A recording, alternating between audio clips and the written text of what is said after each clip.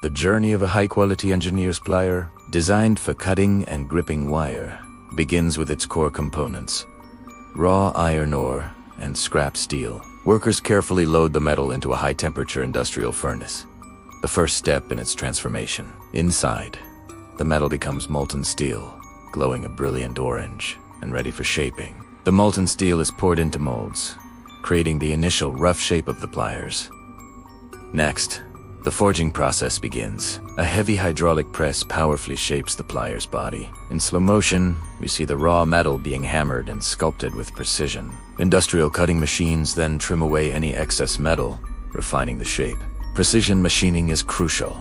A pivot hole is drilled, and the edges are smoothed by a grinding machine. The pliers undergo heat treatment, placed back in a furnace for hardening before being quenched in oil. Polishing and surface finishing follow, with machine buffing creating a shiny, durable metallic finish. For grip and safety, the handles are dipped into a coating of red and blue rubber.